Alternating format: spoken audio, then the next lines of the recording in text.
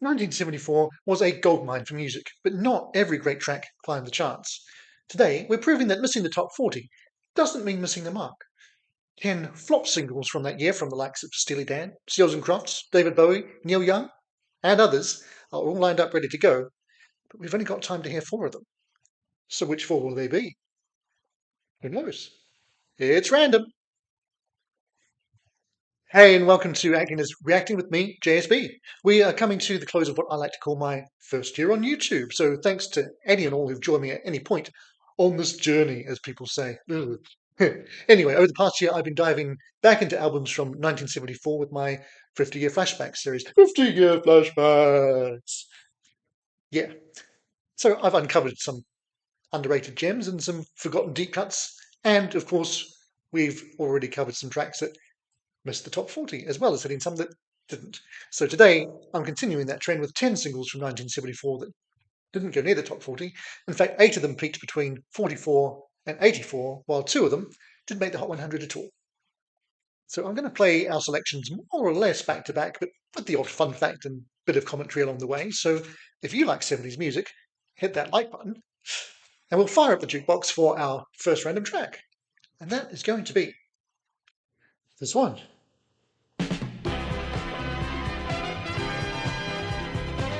Blood, Sweat and Tears, Tell Me That I'm Wrong, number 83, 74. This is not with David Clayton Thomas. He had returned the following year. Tell me that I'm wrong, and you know how I feel. Show me how to be strong. Girl, I need you more day by day. Let your heart take a chance. Ain't you tired of fooling yourself? Give it what it wants. Little love like everyone else. It's only natural that you wanna be free. But how can you deny this feeling? Tell me that I'm wrong. Now you know just how I feel. Show me how to be strong when I need you more day by day. I believe it's just love, darling. I got that Sunday morning feeling. You hit me hard. I know you felt it too. Now it's the same old magic and ain't nothing new. You are the happiness that I long for, but most of all, girl, I want you forever. This one's short and sweet, only 2.5 minutes. So, a little bit about the state of BSNT at the end before we head into track 2.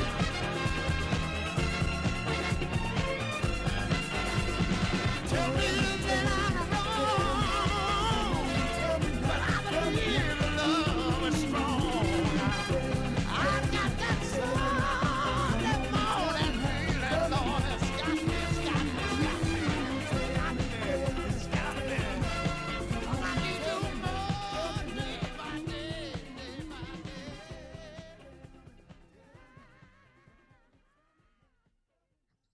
Yeah, so on the should that have been a bigger hit scale, I'm going to go yeah. Now, it was a tough time for Blood, Sweat and Tears. It had obviously massive success in sort of 69 to 71. David Clayton Thomas left.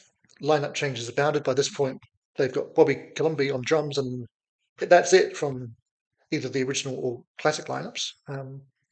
But yeah, a bunch of great players are still involved on this album, which I had on vinyl, but I haven't heard in decades. Mirror Image only reached 149 on the charts. So the next year, when David Clayton Thomas came back, they didn't do much better in the singles charts. They did a cover of Got to Get You Into My Life, which made 62, but the album made the top 50 and was kind of considered a mini comeback, although it was short-lived as well. But yeah, always love my horns, but by this point in time, Chicago were the last men standing in terms of horn bands actually having big hits on the radio. All right. good start to this. We've got 3 more to go, and we will continue on with the next track, and that is biggest hit on this list. I Want to Learn a Love Song from Harry Chapin, which hit number 44 is the follow-up to his number 1, Cats in the Cradle. I come fresh from the street, fast on my feet, kinda lean and lazy, not much meat on my bones, and a whole lot alone, and more than a little bit crazy. The old 6-string was all I had to keep my belly still, and for each full hour lesson I gave, I got a crisp $10 bill. She was married for 7 years to a concrete castle king. She said she wanted to learn to play the guitar and to hear her children sing. So I'd show up about once a week in my faded tattooed jeans, with a backlog full of hobo stories and dilapidated dreams. This is basically the true story of how he met and won his wife.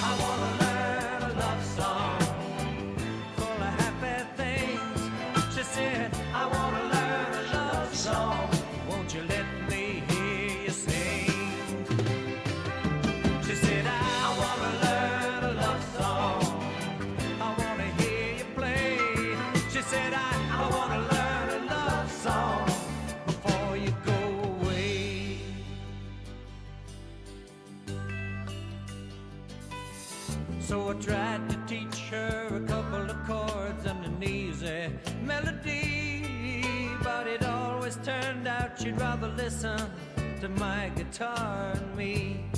I could hear her old man laughing in the den, playing stud pogo with the boys, while I sang so soft in the living room, too scared to make much noise. I came one week and the den was dark, and she met me at the door, and we sat on the couch and we sang and talked till I could not sing no more. The silence kept on building, her eyes grew much too wide, and I could hear both of our heartbeats, but there was no place to hide. She said, I wanna learn a love song full of happy things. She said, I wanna learn a love song, won't you let me hear you sing? She said, I wanna learn a love song, I wanna hear you play. She said, I wanna learn a love song before you go away. As I first heard this track on the Greatest Stories Live version, which I'll talk about as we near the end, or in fact as we get to the end, which is not yet. Well, I guess you know what happened. I never been so clean.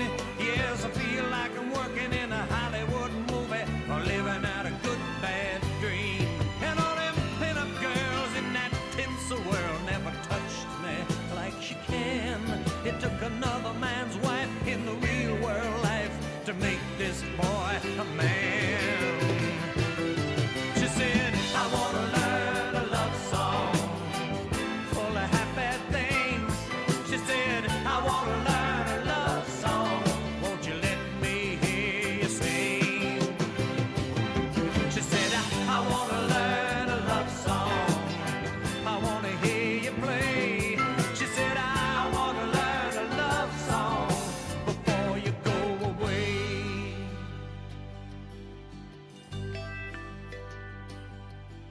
I guess you know what's they.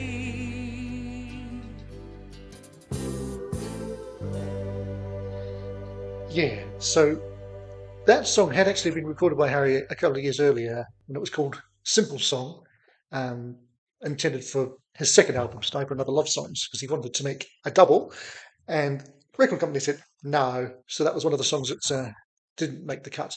And it was to its benefit, because this is a much stronger version.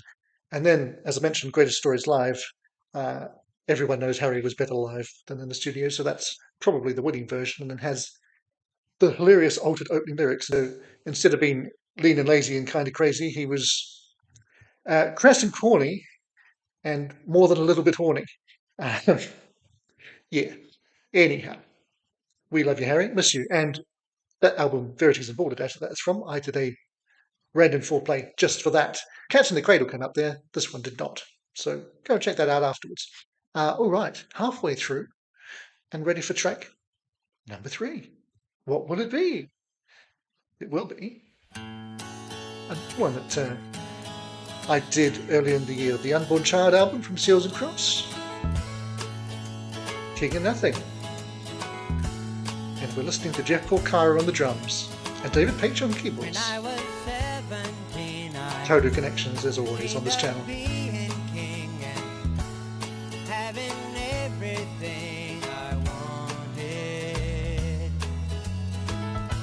But that was long ago, and dreams did not unfold, so I'm still the king of nothing.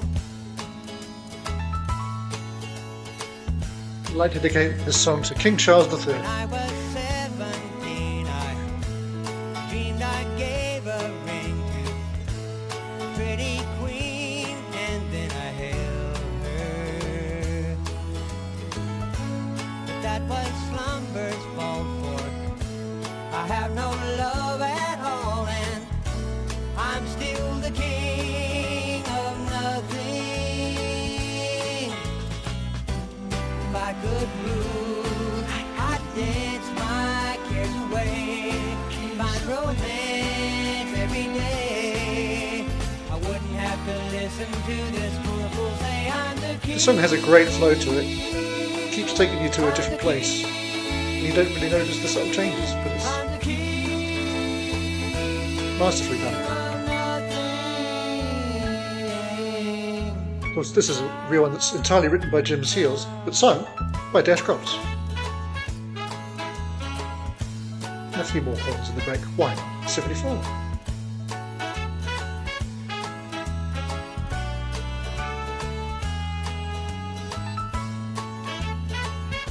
And again, that fluid keyboard style, it's unmistakably David Paich. I mean, how many keyboard players are that identifiable? Not many. If I could rule, I'd dance my cares away, find romance every day. I wouldn't have to listen to this poor fool say I'm the king. I'm the king. I'm the king of nothing.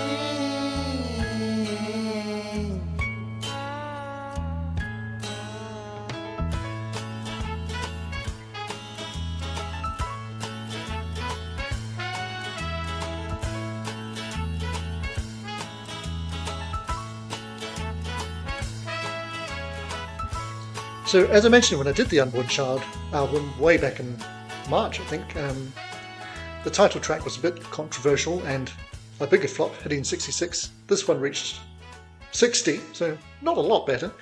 It was kind of released as a bit of a hasty follow-up to try to restore them to the top of the charts that they've been for the past couple of years at that point. Didn't quite work, but it did make their greatest hits album, and it's therefore a song I've known my entire life, thanks to me mum. Cheers, mum. And I've always liked that one. That only leaves us with time for one more. And I mean, there's some great ones on here. We're going to miss them out. But the one we are going to hear is this. If I'm honest, this is probably the best song on the list. And it's the least successful. It did not chart. Jackson Browne, Fountain of Sorrow. Also the longest song by far. Nearly 7 minutes. Looking through some photographs I found inside. I've been pretty good at not singing today, but I was taken we'll see how we go here. by a photograph of you. There were one or two I know that you If light a little more. but they didn't show your spirit what is true.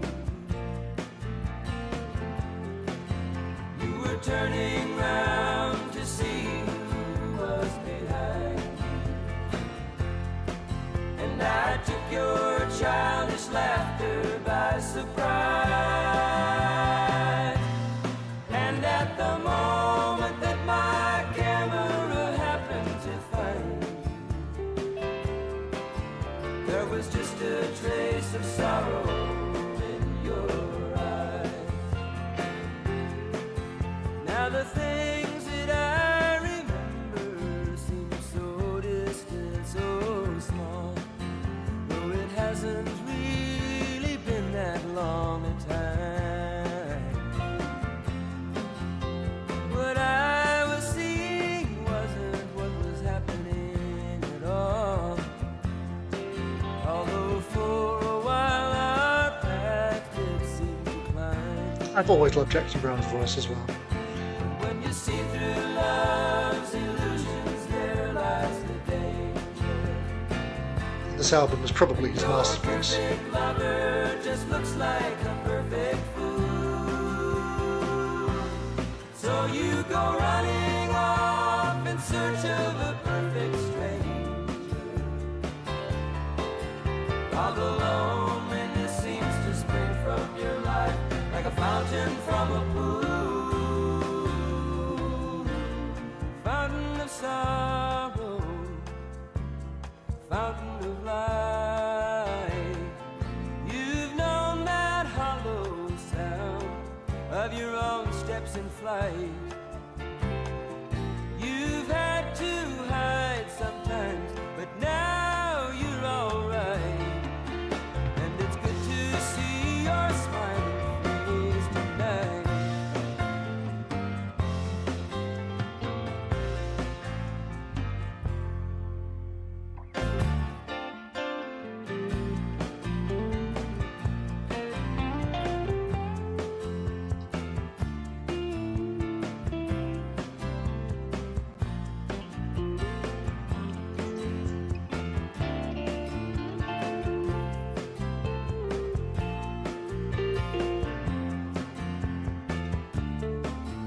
Of course, we had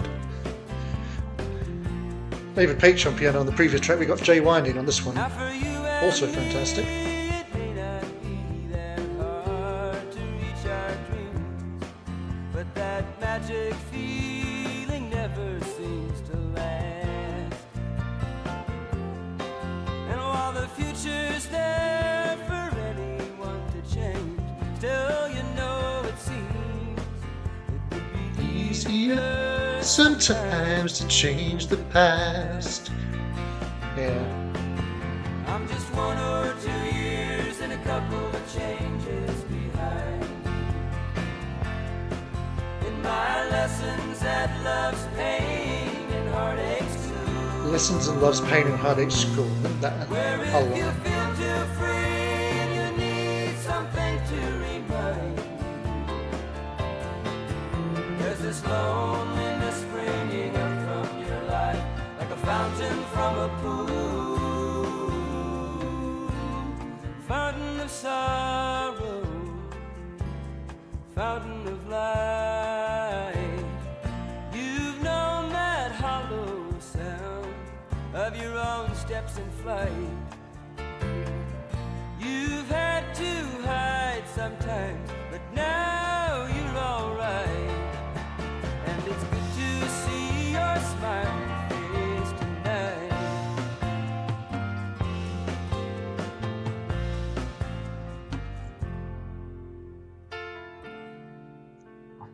So, of course, they did edit this down for the single to 4 minutes 37, which is still pretty long for a single in '74, but it wasn't enough to get it much airplay.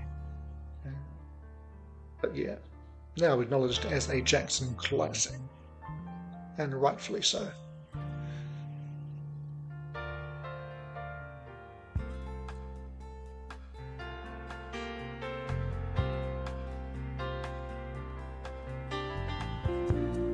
Fountain of sorrow, fountain of light. You've known that hollow sound Of your own steps in flight. You've had to struggle, you've had to fight to keep understanding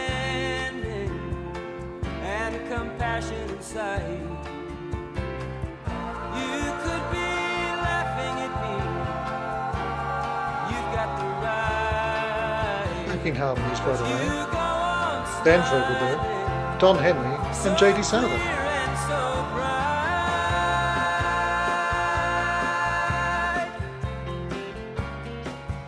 All alumni of the Asylum Records stable, of course, at that point in time. And that's a near 7-minute song, and it does not feel like that to me. We will stick around for what we could have won, because we heard 4 pretty decent tracks, all of which I think could or should have been bigger hits than they were.